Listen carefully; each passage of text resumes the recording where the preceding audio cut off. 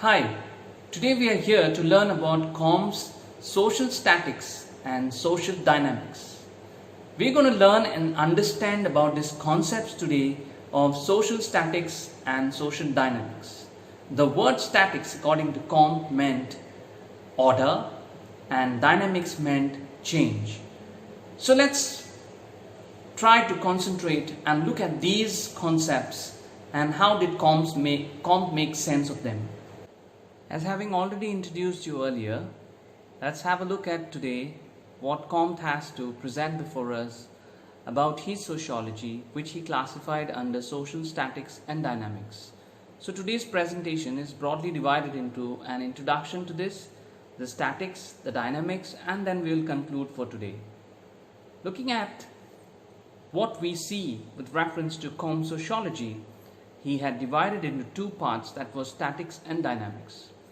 And this distinction that we see was adopted from biology, which separates anatomy from physiology. What does this mean? And what does it mean for Comte? Comte basically applied this to society, and he felt that society, just like a biological organism, also had parts to it. Society could be broadly classified on the basis of what he looked at as an anatomy of society and the physiology of society. Anatomy of society would mean the structure of the society, and physiology would mean the within the structure what happens and how do changes occur. So looking at this, we see that for him statics in society would mean the conditions of social existence, what contributed to our social existence and the peaceful coexistence. And definitely he was interested in looking at the laws that governed us and the reaction of the different parts of the social system. Going further, we'll see that the dynamic sociology, which Comte talks about, was the theory of social progress. What he meant by this is that society is moved from one stage to another stage, and this was based on the development of human mind. So sociology, if a true science, he felt must discover these laws of order and progress. The laws of order and progress were very important in understanding that about various facets of society. And by studying order, sociologists would have a better understanding of the components necessary for the existence of society. So by studying progress, you would also have an understanding of the social movement. In other words, how do changes happen in society and how did they contribute to the development of the society. So going further, we see that according to Comte, both order and progress are closely interrelated. They both are separated today here when we are talking about them only for the purpose of academic reasons. Nevertheless, they are two sides of the same coin. They are both interdependent and interrelated. Order is linked to static and progress to dynamics. Both are not used today. But nevertheless, we see that we talk more about today these concepts in the parlance of social structure and social change. So going further, let's have a look at what Comte meant by statics and the minor details about static sociology of Comte. So statics, according to him, was consensus, and you see that order is possible in the basic community wherein you have the ideas that are commonly held together, and this was based on consensus. If you don't have consensus, it would be very difficult to somehow have order in society. And therefore, you see there that social order was based on the principle of consensus universalis. That means that there is consensus among various parts of society, such as science, political institutions, modes and ideas. And therefore, to give you a simple example that how consensus played a key role in maintaining order, you would see, like for example, if you're riding with a bike somewhere and you have a crossroads over there and you have a signal which is red in color. When you see this red signal, automatically you would stop, and basically all of us have a consensus that when you see the red color, it means stop.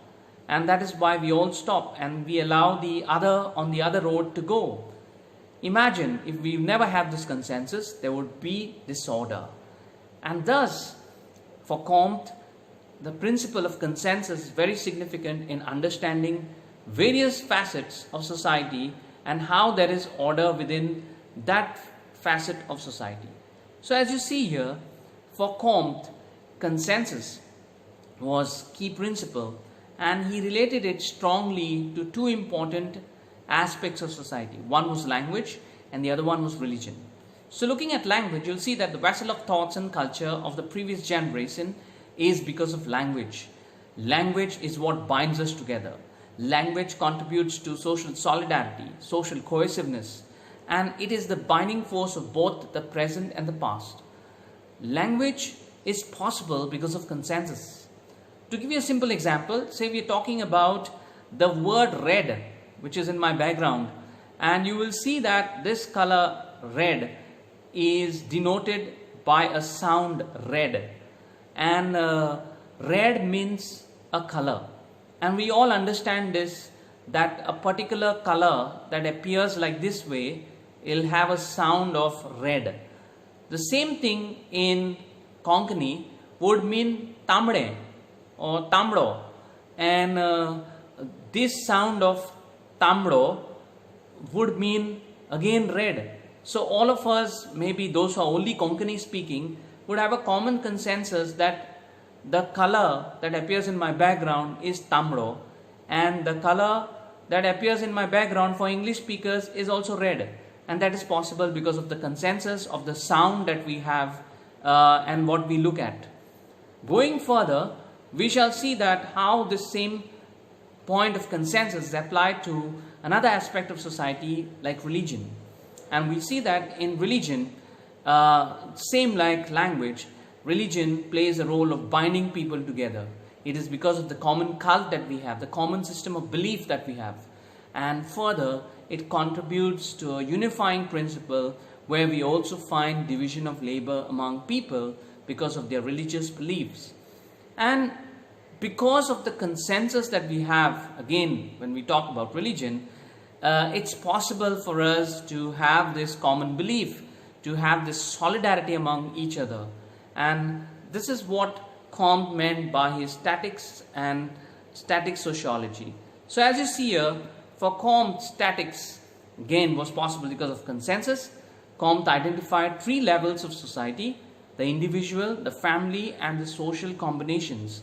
At different levels, you have like how the consensus takes place. In other words, like how our family or even we as individuals make sense of the varied aspects of society and what is expected from us. When we talk about what is expected from us, we are indirectly referring to what is acceptable in society, and because of which there would be certain level of cohesiveness, solidarity, or you can say oneness among people, and in other words, in Comte's own word, there would be social order. So the family played a key role in this. He felt that the family was a basic unit of society, and it contributed to the unity which definitely made a difference for others. Coming to his dynamic sociology, you see that Comte's study of statics is linked to dynamics, and that's very important according to Comte. And so for Comte, he felt that dynamics is what contributed to the change in society. He related it to the human evolution, which consisted of a description of the successive and necessarily stages in the development of mind in society. For him, mind, or you can say the progress of knowledge, played a key role in the development of society. And for Comte, dynamic sociology is linked to his theory of progress, in which he talks about the law of three stages. So going further, we see that dynamics is more of an intellectual aspect that is fundamental to dynamics or change, and it stimulates material development. For Comte also, population growth played a key role in the progress. It brought people together. It also contributed to the division of labor. Now going by a simple example, we see that in a classroom, when we're talking about people or children in the class, you have a class of just 5 students, and then there wouldn't be a great competition among people, and the scores would be like depends on the level of the students, and they wouldn't be having much competition among them. But if you have a class of 50 students, then definitely that would push them to achieve even greater things, because the competition would be very high. So you see that greater efforts to do well in life is due to population, and this is what Comte emphasized. And going further, we shall see that the intellectual aspect was fundamental in the stimulation of material development, and further Comte speaks about the greater speed of progress in Europe is due to the superiority of geography and politics or political history in Europe. And lastly, to conclude for today, we see that the concept of statics can be divided into 2 parts. What he talks about the study of social structure of human nature, and also the study of structure of social nature. Dynamics involves the theory of progress, the factors of progress, the law of 3 stages, in which human mind plays a key role in the development of society. It passes from one stage to another stage, and this was very central in his theory of progress, which is related to his dynamic sociology. Thank you.